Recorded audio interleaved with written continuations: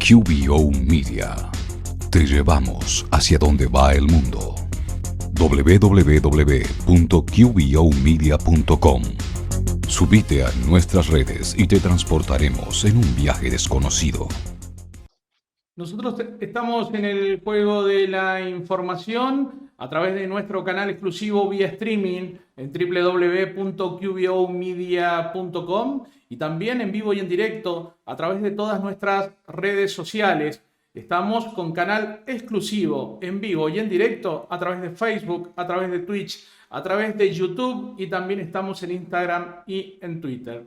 Nosotros ya estamos en contacto de manera virtual con el doctor Juan López, quien es médico psiquiatra, director de la Cátedra UNESCO en Argentina y presidente de FADA, Fundación de Acción Humanitaria. Esteban Kenny y todo el equipo de QBO Media los saludan. Doctor, muy buenos días. Buenos días, encantado. Doctor, el motivo de nuestro contacto justamente es para, primero, decirle que a nosotros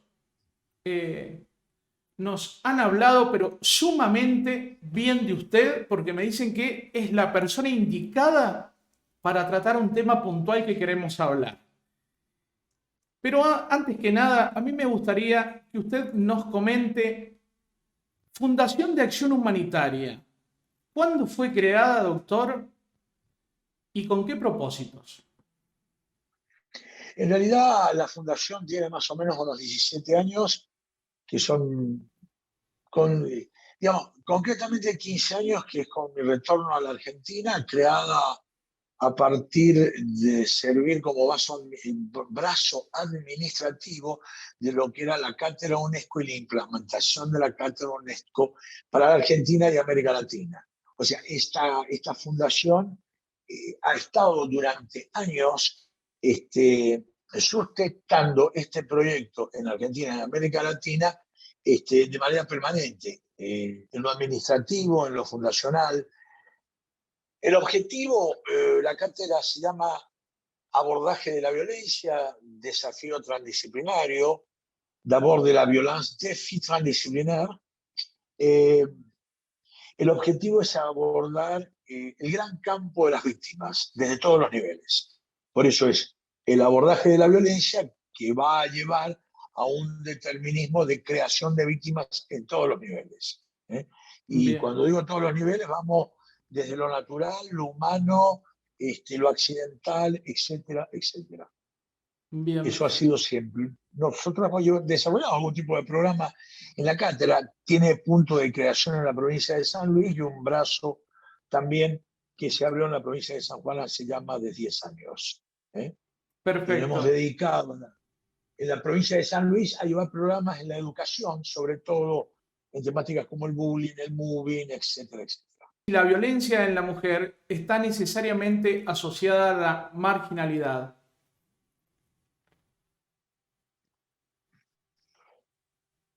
No, no necesariamente a la marginalidad. La violencia de mujeres es un hecho que ocurre mucho antes de que la victimología apareciera como disciplina.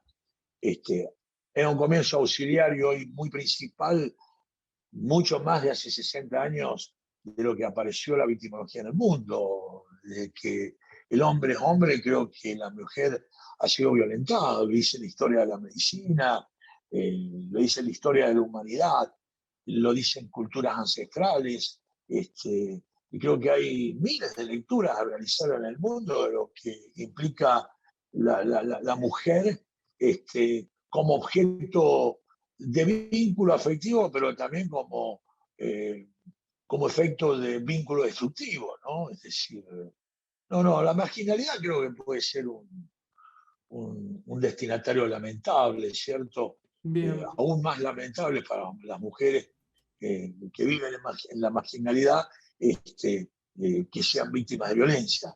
No sé cómo se refiere marginalidad, a qué se refiere en concreto, ¿no? Si tiene que ver con la pobreza, con la prostitución, con las perversiones sociales, etcétera, etcétera, ¿no? Claro. Digamos, muy amplio.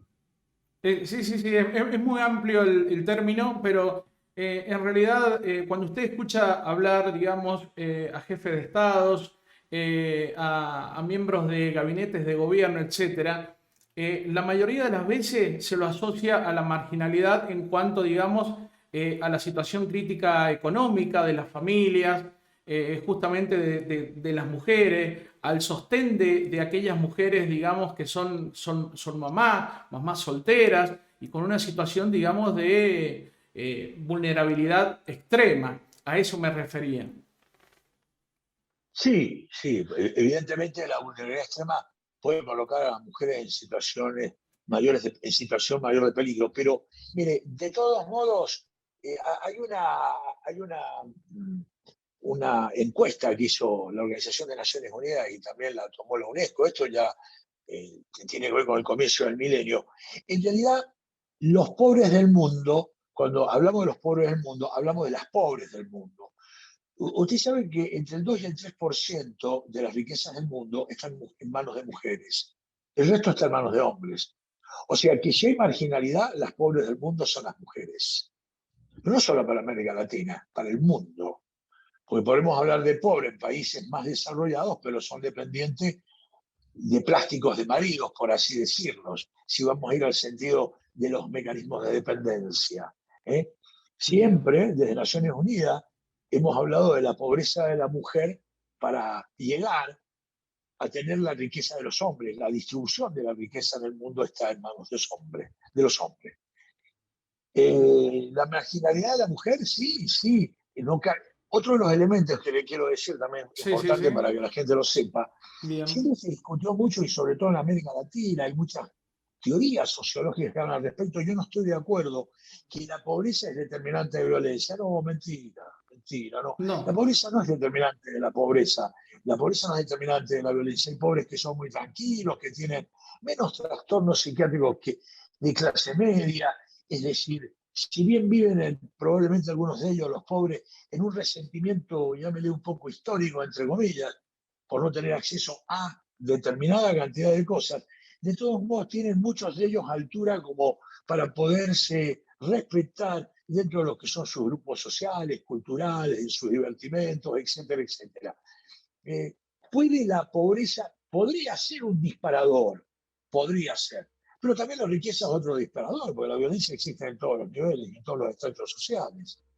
Que usted los tape, bien, los niegue, y la justicia los trate de otra manera, son 10 centavos aparte. Digamos, claro, no, no es lo mismo. Vamos a ver ahora. Bueno, ahora hay un caso en cuestión. Lo están por abuso sexual o por violencia, pero no sé si es por violencia o más por abuso, pero creo que es por violencia al, al gran tenista cordobés, al Pato este, Cabrera. En sí, este sí, sí, momento lo están juzgando en Córdoba, lo ha tenido la Interpol de Estados Unidos, es decir, con problemas de violencia con las mujeres que han tenido. Sí, yo creo que claro, es un ejemplo digno de tener en cuenta en cómo ha evolucionado la defensa de la mujer a través de lo que son los mecanismos internacionales de funcionamiento y los protocolos internacionales dentro de la Organización de Naciones Unidas que exige a los países en vías de desarrollo, en vías de ser desarrollados o en vías de desarrollo como el nuestro, a alinearse y a aceptar de manera incolumnada este funcionamiento, que en nuestra justicia es más lento que los países bien, desarrollados, no cabe por duda, pero se van alineando. Y si no les queda otra alternativa. Y en algún momento lo van a tener que hacer a la velocidad de los países desarrollados, porque nosotros si no vamos a tener mucho más problemas de los que tenemos. Entonces, le vuelvo a repetir, en la temática bien, de la violencia pivotean todas las clases sociales.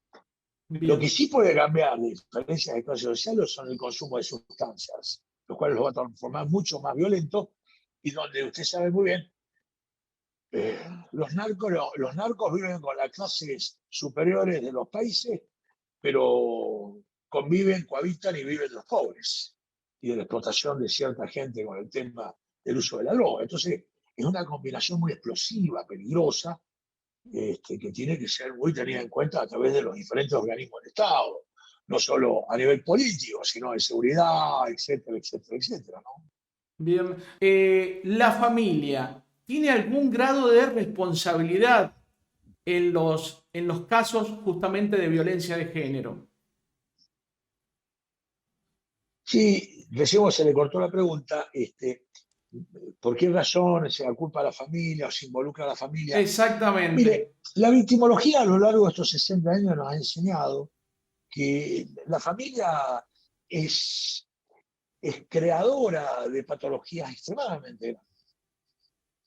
En general, yo no estoy hablando de una familia en particular y en un país en particular. Bien, La, esta disciplina, fundamentalmente a través de las encuestas de victimación, mucho más realizadas en los países desarrollados que los nuestros, porque son encuestas caras, de abordaje caros, y además deben ser hechas con protocolos con mucha exactitud y por gente que conozca, es decir, la problemática para hacer estas encuestas, determinaron que las familias son creadoras voluntarias e involuntarias, conscientes o inconscientemente, de graves patologías. En realidad la violencia de congénita hereditaria no tiene nada, es decir, es aprendida. Es aprendida en el seno familiar desde corta edad para adelante por diferentes razones.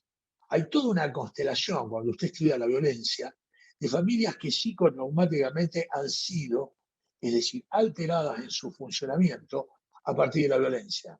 Y lo ven los padres, los abuelos, los bisabuelos.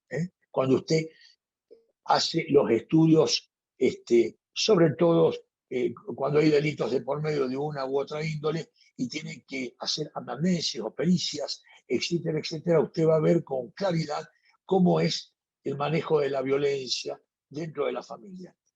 Pasa que los países desarrollados, allá por la década del 60, comenzaron con los movimientos feministas, sobre todo en Europa, Inglaterra, Francia, Alemania, tal vez menos a escala España e Italia, que luego comenzaron a crecer después de la década del 70, sobre todo en los años 80. Pero si tomamos de la década del 60 y el 70, las mayores manifestaciones de violencia vinieron, y los primeros estudios vinieron de los Estados Unidos y de ciertos países más bien del norte, pero del norte de Europa, no del sur de Europa. Estas encuestas de victimización fueron mostrando este tipo de funcionamientos patológicos, pero estaban de algún modo protegidos por el derecho privado. Digamos, la victimología va a crecer por estos dos elementos, las encuestas y la aproximación de las ciencias jurídicas a esta nueva disciplina, que antes se estudiaban desde el punto de vista criminológico. La criminología tiene mucho más continuidad al lado de las ciencias jurídicas que la victimología. La victimología se trató en un comienzo como un capítulo dentro de la criminología hasta que ya lleva una treintena de años que está separada de la criminología. La victimología es una bien. disciplina que usted, para estudiarla, sobre todo en este país todavía continúa en este modelo, ustedes van a ver, sobre todo en la ciencia jurídica, van a hacer algunas diplomaturas donde la victimología ocupa uno o dos capítulos dentro de una diplomatura de criminología. Pero acá todavía no están los magísteres en victimología como los tenemos en la Sorbona en París desde hace 20 años. Es decir, ya Bien, llegó al punto de ser máster en victimismo. ¿Por qué digo esto? Porque esto ha permitido precisamente hacer esta diferenciación y que el derecho privado deje de ser tan privado para que el derecho se meta en el seno de la familia para recuperar a la víctima. ¿Está claro? Es decir, bien. nosotros decimos en el campo de la victimología, sobre todo dentro de lo que es el gran capítulo de los delitos de orden sexual contra la mujer, abusos, violaciones, etcétera, etcétera, que el primer punto de partida para recuperar la identidad que tiene la víctima es cuando hace contacto con la justicia. Porque la justicia va a ser el primer paso que le va a devolver un Bien. esbozo de nueva identidad defendida en lo que ha sido o lo que le ha tocado vivir. Esto es muy importante tenerse en cuenta. Por eso, nosotros los victimólogos criticamos seriamente cuando las instituciones que tienen que operar al lado de las víctimas son tediosas, confusas, para brindar protocolo, Buro- acompañamiento, sostenimiento, ¿me entiende? burocráticas. Porque, burocráticas, porque Sí, eso sí, sí. genera procesos de revictimización involuntarios. Yo no creo que sean voluntarios, pero son involuntarios y la involuntariedad deja mucho que pensar, es decir, en relación a la víctima. Entonces, siempre estamos en una constante formación Y las formaciones tienen que ser sistemáticas y permanentes, no son transitorias en el campo de la justicia. Sobre todo en lo que me interesa a mi país. Si bien conozco Bien, otro tipo de justicia, como la mexicana y en otros países latinoamericanos, es decir, que tienen que ser mucho más movibles, rápidas, y en general el cuerpo judicial, aquellos que participan con víctimas, necesitan mucha formación, sobre todo lingüística, en cómo es el abordaje de las víctimas. Porque en lo que le quiero aclarar, no hablamos tan solo de víctimas. Cuando nosotros hablamos de víctimas, hablamos de victimario. bien, La víctima y el victimario, para que surjan como problema de estudio a nivel social, es porque tienen un mecanismo de cohabitación, sea familiar, de pareja, de amistad. Entonces no se analiza únicamente a la víctima, hay que bien, analizar al victimario. El victimario tiene tanto derecho de ser estudiado, bien, es decir, científicamente, hasta para que fuera castigado con una perpetua, pero tiene la obligación de ser estudiado. Debemos estudiarlo. Es decir, porque la relación víctima-victimario no cae del cielo, es una relación creada por el hombre y la mujer. bien, bien, bien, bien. Y no solamente, digamos, entran estos dos actores, ¿no? Sino también el entorno. Obviamente, en el entorno está la familia. ¿Usted Claro, cree por ventura? Mire, vamos a poner un ejemplo que hoy sí, está a nivel nacional. La desaparición de esta criatura de Guadalupe en la provincia de San de San Luis. Luis. Sí, sí, sí. ¿Usted cree que eso es casual? Si usted empieza a sumar elementos victimológicos o victimogénicos, aquellos que van a producir lo que puede ser en este caso una desaparición seguida o no de muerte, usted no sabe. O que haya entrado a una línea de trata. O que en 3 meses le pidan un determinado rescate de alguien fuera del país. Usted no sabe dónde va, pero hoy está desaparecida. ¿En qué circunstancias desaparece? ¿Frente a qué responsabilidad? 7 de la tarde, 7:30 de la tarde, una criatura de 5 años jugando en la calle, no tienen cámaras, trabajan, viven al lado de una autopista, fácil acceso para hacerla desaparecer. Yo le voy a aclarar una cosa, Sí, una criatura, aunque esté jugando en la calle y esté distraída, no se va con cualquiera, en general. No le va a claro. hacer caso a cualquiera. Si lo hubieran intentado atrapar y no hubiera aceptado, hubiera proferido algún tipo de grito. Estaba aparentemente con una amiga o con una prima, la cual, bueno, nosotros no sabemos, a lo mejor está en el expediente, ¿verdad? Haya gritado, pedido auxilio, ya no hubo tiempo entre la oscuridad o la semi-oscuridad del momento, fue atrapada, subió a un auto y se la llevaron.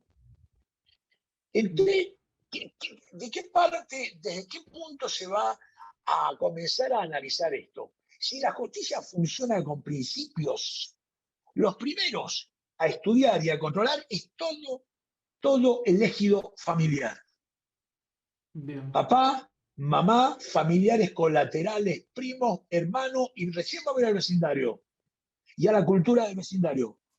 Más allá de que usted, en paralelo a la justicia, determine rastrillajes, controles, control de ruta, que en ese caso es la ruta 7 con un gran pasaje a Buenos Aires. Es decir, todo eso, si usted tiene una norma a funcionar, un protocolo, la ruta 7 tuvo que estar clausurada a partir ya de la denuncia policial de desaparición de una menor.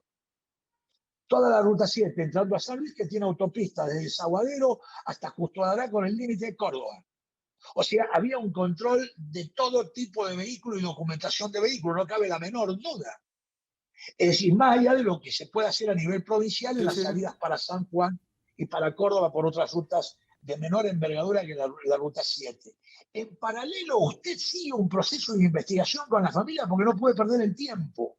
claro. Porque usted no sabe los sentimientos cruzados que hay de rivalidad, de envidia, de odio, de sentimientos de diferente índole. Es decir, se va a sospechar porque en una desaparición hay un momento de abandono. Usted dejó de observar a su hijo. Hay una responsabilidad indirecta del padre. Creo que estaba con el padre porque el papá y la mamá estaban divorciadas y estaba, no sé si en la casa o un pariente. La verdad no estoy al tanto de eso. Pero creo que estaba en una visita con el padre. Sí, sí, Todos estos elementos son los que la justicia tiene, pero ¿sabe lo que pasa? Y yo le voy a decir lo que pasa. sí, Los abordajes son más criminológicos que victimológicos. Porque para la desaparición de personas, que ustedes, yo no vivía en la Argentina, pero en el caso hay una desaparición de la hija de una tucumana que después generó una fundación, no me recuerdo el apellido, yo estaba recién llegado a la Argentina, y una hija que desapareció y parece ser que desapareció en el mundo de la trata y nunca más la encontraron. Probablemente los perfiles, de esto hace como unos 10 años atrás o 15 años atrás, es decir, hayan sido muchos menores a los de la actualidad, digamos, perfiles en torno de conocimiento, abordaje rápido, si se trata de una desaparición, porque esto me parece que es una desaparición forzada. Bien, Podría ser alguien que en la familia no, pero indirectamente con alguien ligado a la familia, pudiera dar información sobre la captura para alguien que está en la trata, un familiar cobre algún tipo de remuneración por detrás si la chica logra salir del país. Y yo creo que hay elementos que pueden estar ligados a esto, en la desaparición forzada, al bien, consumo de sustancias, algún arreglo de cuentas, pero bien, la familia está involucrada. La familia en bien, general, toda tiene que conocerse el árbol victimonogénico por el cual esa criatura de 5 años desaparece. bien. Y en esto, doctor, de tener justamente una justicia aceitada, preparada, con los conocimientos necesarios, digamos, como decía usted, para abordar este tipo de situaciones de una manera eficiente. Pero digo, la justicia termina siendo el último eslabón de este proceso, porque digo, yo llamo por teléfono para hacer una denuncia y desde el primer momento que me atiende un operador desde el otro lado, si no está educado, si no tiene una norma, un proceso para manejarse, o solamente ir a hacer una denuncia a una seccional de policía, digo, en el primer paso, creo que ya no estamos funcionando, doctor, lo digo desde el sentido común, ¿no?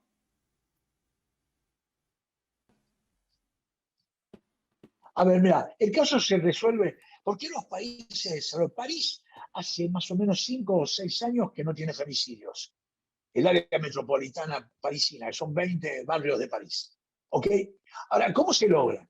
Primero se logró a partir de una encuesta, o sea que en cada barrio sabe cuáles son los habitantes de una manzana, o sea, la encuesta va a determinar situación geográfica, calidad individual, de grupo y entronque cultural de la familia al lugar. Primero, en qué trabaja, qué hace, qué recursos, qué nivel cultural, etcétera, etcétera, y antecedentes de violencia, de malos tratos, etcétera, etcétera. Una encuesta pormenorizada. Quiere decir que cuando se logra traer información de afuera para adentro, uno evita que la información, que el problema le esté golpeando la puerta y usted no tenga organización. Yo he hecho algunos seminarios para la justicia, no ahora, ya hace algún tiempo atrás, Bien, y siempre les reclamé una cosa que al día de la fecha no la veo. La justicia tiene que tener un cuadernillo informativo en cualquier lugar, no solamente por las redes, porque la gente tiene que entender que hay gente que no entiende el mecanismo de las redes y esto que estamos haciendo, que va a haber todo un cuadro de angustia en relación a esto de crecimiento. Nosotros estamos muy atrasados en muchas cosas, que son elementos victimogénicos, porque nosotros hablamos con esta tranquilidad, pero hay gente que a esto le tiene pavor, angustia, no se aproxima a un celular, que no sabe prender una PC y no sabe el significado que tiene online. Y esto no lo pueden entender. Los políticos piensan que es comprando computadoras. Y no es comprando computadoras, porque mire, yo he vivido cerca de 20 años en Europa, en Francia, y a mi hija nunca le dieron una computadora del Estado francés. Y siempre estuvieron en escuelas públicas. No existe la computadora. La computadora es una cuestión que tiene que comprar usted. Tenga o no tenga, es un problema que tiene que usted solucionar. El Estado va a dar los elementos. Pero usted sabe que hace años que se estudia la angustia que va provocando cada vez la informática, cada vez que da un salto. Porque la informática en los países desarrollados avanza de manera permanente, pero educa de manera permanente para la informática, desde el nivel más bajo al nivel más elevado. Es decir, bien, mire, yo le voy a poner un ejemplo. Yo le voy a poner un ejemplo. El Metro de París tiene un programa hoy que sería la SUBE de acá, que está lanzado a 40 años. Quiere decir que lo que usted ocupa hoy como oblea, es automática, de plástico, y la da, y usted la carga con ticket para subir al metro, va a durar 40 años en el sistema, no lo van a sacar mañana. Porque, ¿qué van a ir haciendo? Lecturas progresivas para pulir el sistema, que sea cada vez de mayor calidad, rentabilidad para la empresa y menor economía de gasto para usted. Y que baje usted sus gastos. Para eso se estudian. Acá no importa si las empresas están fundidas o no, o tampoco le interesa mucho a una empresa, si está ganando mucha plata, va a decir, mira, voy a bajar el costo del boleto para que yo gano demasiado y con eso me conformo. Tampoco lo vas a ver. Tampoco lo vas a ver. En la justicia pasa lo mismo. Usted no puede tener instituciones que estén descolgadas o que no funcionen al unísono de la sociedad. Entonces, siempre dije, hagan que sea un cuadernillo para que puedan leer cómo hacen para entrar a un juzgado de familia, cómo hacen para entrar ahora estos nuevos sectores que han creado con denuncia por abuso sexual, etcétera, etcétera. Si quiere que le diga una cosa, probablemente la misma justicia adentro están en enredo por la velocidad que tienen que tomar ante la cantidad de causas que le caen del cielo y que también deben estar en alguna parte perdidos, porque son todas innovaciones en el campo de la victimología, tanto siendo víctima o victimario, es decir, en una violencia en general, usted no puede innovar, usted no puede copiar cosas de los modelos de los países desarrollados, porque esto está ligado a una cultura. No es lo mismo que un sanjuanino le pegue a la mujer, a que un gallego le pegue a la mujer, o a un noruego le pegue a la mujer. No sé si me entiende, porque el acto del pegar tiene una representatividad en Noruega, en San Juan, en España, de diferentes maneras, ligado al mecanismo cultural, socioeconómico, político del lugar. Es un ensamblaje de elementos que van a pivotear para que usted tenga este tipo de reacciones. Bien. Entonces, yo lo que veo que me da la impresión, nosotros necesitamos mucho de la justicia, no debemos descalificarla. Yo creo que como victimólogos siempre estamos dentro de la variable de ayuda y de brindarles toda la posibilidad de ayuda que necesiten. Doctor. Yo soy una persona muy abierta, lo he sido desde la cátedra, con los funcionarios. Ahora he sido una persona muy... Ahora, doctor, yo le pregunto, digamos, recién habló de golpes y habló de cultura. Digo, ¿el golpe no es lo mismo en una cultura oriental que occidental? No, porque mire, digo, porque por ahí suena también como excusa, ¿no? O sea, es parte de la cultura. Digo, pero si hay una violación a los derechos, si existe algún daño psíquico, físico, etcétera, ¿no es daño de igual forma? Sí, en ese sentido sí, pero lo que pasa es que el elemento cultural tiene un peso muy diferente en ciertos países y en ciertas culturas del país, a la que nosotros podría tener un sacoreo de pegarle una cachetada a la mujer por un mecanismo reactivo. No sé, yo he tenido compañeros iraníes aquí en tantos años de París, ¿y qué quiere que le diga? No sé si podría vivir. Me contaba un colega, si yo salgo, mi secretaria salía 10 minutos antes del consultorio en Irán, salía 10 minutos antes y cuando salgo está lloviendo y está en la parada del colectivo y la levanta porque se está mojando y yo justo la puedo acercar para que no se moje, en un acto de solidaridad, y a mí me detiene la policía y ella no puede certificar que es mi esposa. ¿Quién está en problema? ¿Ella o yo? Ella. Usted sabe que puede ser juzgada y llevada hasta la muerte. Hasta la muerte. ¿Usted cree por ventura que esto podría ocurrir en América Latina? No. Yo le aclaro una cosa. Nosotros los occidentales, yo que he tenido que vivir con gente de Oriente, muchos años en Francia, porque ellos venían a capacitarse de la salud mental desde otros lugares para llevar conocimiento, le aclaro que no tenemos nada que ver, ¿eh? No pensamos iguales, parecen de otro planeta. Por eso el elemento cultural pivotea y está en la base de conformación del síntoma. Yo no puedo analizar la violencia de un sanjuanino sin estar en San Juan y conocer a los sanjuaninos. Bien. No lo sé.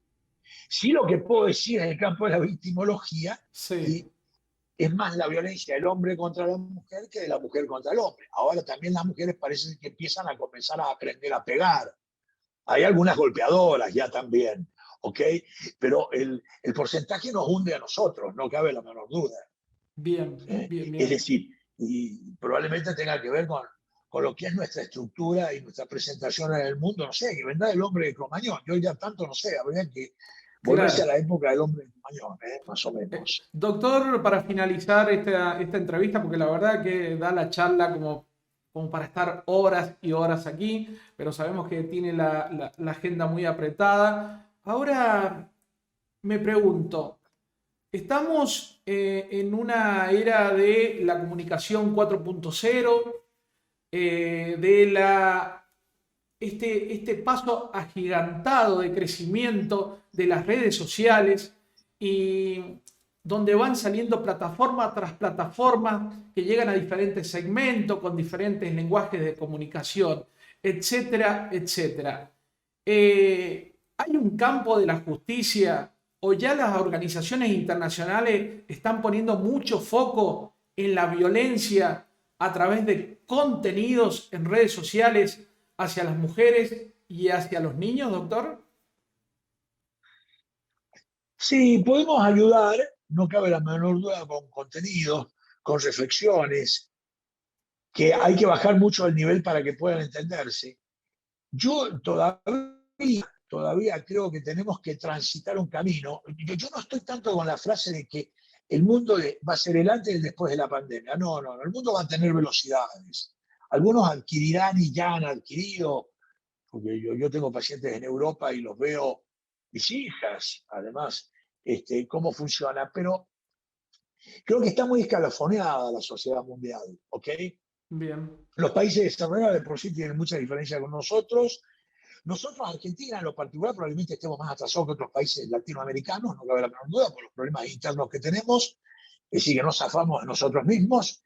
Por el otro lado, eso ya implica un nuevo retraso, y yo no creo, ¿sabe por qué? Porque que pueden haber cambios tan online, porque la gente tiene mucha angustia, mucho miedo acumulado, y usted eso no lo puede arreglar. La sintomatología psíquica no es algo que usted pueda arreglar con lo online, se lo puede arreglar.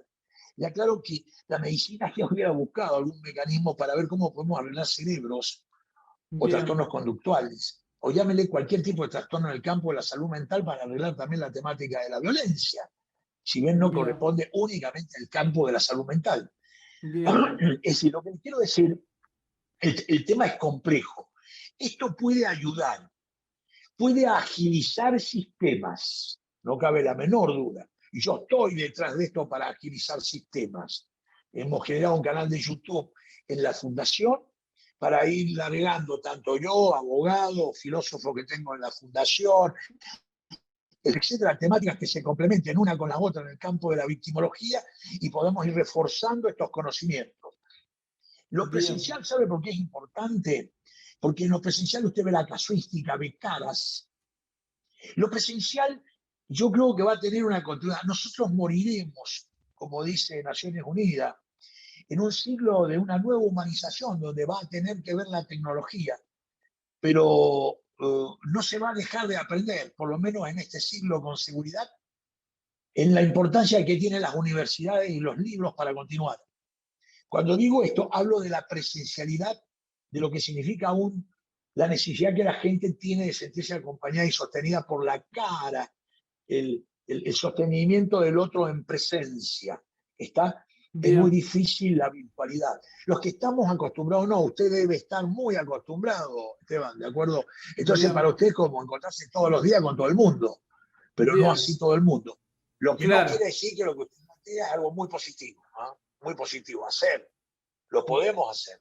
La Sí, violencia, sí, el nivel de violencia que hay en redes sociales, a través de palabras, a través de contenido, audiovisuales que se suben, pero a veces se arma una guerra de palabras donde a veces se siente uno lastimado y por más que interactúe de manera virtual, eso no sucedía antes. ¿Bajo qué cuadro claro, mira, clínico se canaliza eso, no, no, doctor? ¿Cómo no, se mira, trata?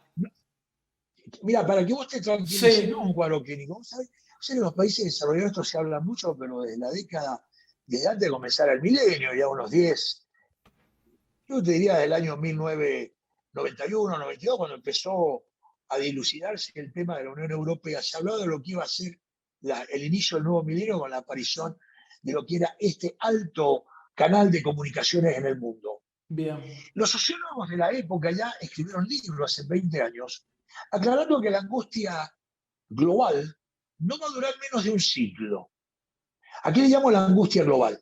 Esto que estás hablando vos. bien, Es decir, vamos a ver una exacerbación de una cantidad de síntomas y signos que tenía el ser humano que pertenecen a la especie con un modo de desplegarlo, porque no tuvieron oportunidad. Esto es como si vos a alguien nunca le diste un teléfono. ¿Sabés que esto estadísticamente también está contado en el mundo? En América Latina se utiliza más el celular que en Europa, porque en Europa tuvieron menos problemas de telefonía que nosotros. Si yo voy a mi época de estudiante, no soy un decrépito, está bien, soy un poco dinosaurio, pero no tanto. Yo para llamar a mi casa y a mis padres necesitaba 7 horas de espera para que me diera una comunicación. Y hoy los puedo claro, ver, los podría ver, mirá la era que he subido. Esto nunca me claro, lo imaginé, ¿de acuerdo? Pero esto es el bien, nivel cultural que le permite a uno no angustiarse frente a esto. Acá hay una angustia residual que vos estás viendo en las redes, porque sí, nunca pudieron hacer eso en las redes, que va desde lo sexual, la porno, el acceso a la información. Eso va a durar muchos años. Y ustedes que son medios de comunicación, no deben asustarse, sino saber educar. Siempre obvio. decirles a la gente que hace esta utilidad, probablemente un poco fuera de lo normal y lo cortés, o la corto así, como dicen los países, teniendo un poco de cortesía, que Bien, traten de saber elegir los momentos, qué subir a la red, qué poner, dejar los mecanismos de exhibicionismo de lado. Ahora el exhibicionismo lo sexual está a la orden del día, de mostrarse los genitales, esto a través de las redes, ¿me entendés? Y yo creo que todas las de, perversiones de, siempre de, de, existieron. de autoalimentar el ego, ¿no? Porque para eso sirve. Claro, Eh, claro, y te va a encontrar los narcisos, los no narcisos, los depre. Siempre existió la patología, siempre existió todo esto. Lo que pasa es que ahora hay un florecimiento porque es la oportunidad de mostrarse. Y por ahí claro, algunos se dieron cuenta, si aparece un rap o un rapero o como sea, que se gana 3.500 adeptos, y mirá, si hay otro que más o menos está en las mismas condiciones y si los tiene, porque no los tengo yo. Y si claro, el otro mostraba la punta de la cola, este va a mostrar la cola entera. Un modo de decir. Entonces, claro. Sí, yo sí, creo sí, que sí. estos mecanismos de exhibicionismo están exacerbados porque la sociedad mundial vivió en una era de incomunicación. Nosotros estamos viviendo como sociedad global el despertar de una nueva sociedad. No se puede evaluar en 10 años. Se necesita un siglo, por lo menos para la sociología. ¿Eh? No, vos no Bien, podés medir elementos constructivos de una sociedad en 10 años. La decenía te puede ir marcando las 10 decenias del siglo para decir qué cambió. Yo no creo que a partir del 1101 la sociedad sea como arrancó en el 2000. El 2101 o el 2250 va a ser diferente. Nosotros no bien. estaremos, no cabe la menor duda, pero creo que se tiene que pensar en esa dimensión. Lo que pasa es que acá las cosas se miden mucho en una dimensión del presente. Sí, sí, sí, sí. Los argentinos tienen un problema, el pasado no lo recuerdan, A el corto presente plazo, les cuesta somos medir. cortoplacistas. Claro, y no hay futuro. Entonces, cuando nos pensamos en la angustia del presente siempre. ¿Ah? Sí, sí, Nada sí, más. sí, sí, sí, sí, sí, sí. Tal cual es así. Bueno, doctor, queremos agradecerle por Entonces hay que esta. dejar estas cosas siempre como tranquilas. Ustedes pueden ser elementos muy tranquilizadores para la sociedad. No se asusten porque nos vea. Mire, si se corta, no se haga programa, yo puedo arreglar el programa. Mire que esto, mire que aquello. No sé si me entendés. Sí, sí, sí, sí, Yo sí, estos sí. sustos los escucho desde Europa, de lo que tenían miedo. La Bien, gente, mirá, yo te voy a dar un indicador. Francia sufrió una ola de suicidios y me río de algún gobernante de San Juan que decía no hablen mucho de suicidios, siendo que en San Juan hay muchos suicidios porque se contagian e imitan y es para matarse la risa. No, habría que decir que algunos políticos, otros se suicidan porque no pueden encontrar el avance de la sociedad. En claro. Europa, en general, en los últimos 20 años antes de la aparición, mejor dicho, en los últimos 20 años de ahora, después de la aparición de la tecnología, aumentaron los suicidios. ¿Por qué? Es muy simple. Un tren que pasaba antes por Toulouse, por el sur de Francia, que tenía guichet, diríamos, cajas donde había un empleado de ferrocarriles franceses vendiéndole el boleto, hace 12 o 15 años le cambiaron el empleado, lo sacaron, le dieron otro funcionamiento y le pusieron una máquina. Ahora, no le enseñaron a manejar la máquina. ¿Y quién se la enseña? Los nietos, el vecino más joven. Y el viejo dejó de poder tomar el tren como a vieja usanza porque no sabe. Y llega a la estación de tren y está perdido. ¿Está claro? ¿Vos sabés la cantidad de gente que se pierde en los aeropuertos? ¿Vos sabés la cantidad de gente que va a tener problemas porque yo por Europa ya empiezan a sacar todas las cajas para que no se hagan más empleados haciendo chistes? Hay muchos aeropuertos que ya no tienen más empleados. Claro, se hace todo automatizado, vos pesás la valija, vos le ponés membrete a la valija, vos haces el despacho de la valija, te lo haces todo vos. Entonces, ¿por qué lo he vivido el año pasado, no el anteaño? Con unos gallegos delante mío, estaban desesperados. Y porque no manejan otra lengua. Y llegan a un aeropuerto Charles de Gaulle, que es una ciudad. Claro. Entonces están perdidos. Y la angustia que se genera en ese pequeño instante, a uno le quita todo el deseo de querer volver a tomar un avión. Esto es una situación que se plantean. ¿Y por qué digo esto? Porque nosotros nos han consultado, estando en París, en el Instituto de Victimología, empresas aéreas, esto y lo otro, de qué manera pueden ir educando, pero que entiendan que la angustia es generalizada. ¿Vos me podés dar una explicación? ¿Por qué un senador de la Nación o un diputado tiene tantos asesores? Y porque algunos, yo no sé si el diputado sabe pegar la computadora y sabe mandar un mail. La verdad que no lo sé. Pero ¿cómo puede tener tantos asesores? Porque en Europa no tienen asesores. Claro. Que tienen 20 al lado. Acá creo que hubo un problema en algún momento con un senador que se llama Basualdo. No lo conozco, no sé. Sí. Y hablaba de relación a un senador local de acá, que en algún momento creo que le hicieron una crítica, no sé si fue en el pasado o el anteaño, que tenía como 15 asesores. Y algunos parientes incluso. Es un área, eso es anecdotario, que no tiene sentido, pero hay que preguntarse por qué lo tiene. Cuando, por ejemplo, un país como Suecia, si vos vieras en la austeridad que viven los políticos, dónde duermen y cómo va, y claro, después empezás a pensar, porque son 8 millones y medio de suecos y producen lo que producen. Porque creo que hay una estandarización a la normal, donde yo creo que acá hay mucha gente angustiada que se esconde detrás de los cargos. Se esconden. Es decir, teniendo asesores, ¿me entendés? Porque tienen miedo. No podría un tipo tener todo integrado, el online, el conocimiento, ¿está claro? Lo que le comentaba que hace un tiempo atrás le hizo una entrevista a un consultor político, él es mexicano, pero con residencia en New York. Él había trabajado en una serie de estrategias para la campaña pasada de Biden en Estados Unidos. Y justamente él me decía que era una cosa loca cómo analizaba a la política en la Argentina desde afuera, porque ni siquiera ha tenido el placer de llegar, de pisar suelo argentino, pero analiza, digamos, la generalidad de Latinoamérica y por países, digamos, cuál es el comportamiento, ¿no?, de cada elector, porque en base a eso también se diagraman las estrategias en Estados Unidos, que sabemos que los latinos tienen una importante masa, ¿no?, de presencia en ese país. Entonces me comentaba y me decía, Esteban, hay una cuestión muy loca, porque en la Argentina se quiere ser político como profesión para tener un medio de vida. Y en otros países, en el caso, por ejemplo, de Estados Unidos, en la mayoría de los casos se hace por honor. No es para vivir. No, por supuesto. Por supuesto, a lo mejor yo no sé cuántos políticos se dedicarían a la política en Argentina si le bajan los sueldos y tienen más sueldos a como es la realidad de todo el mundo.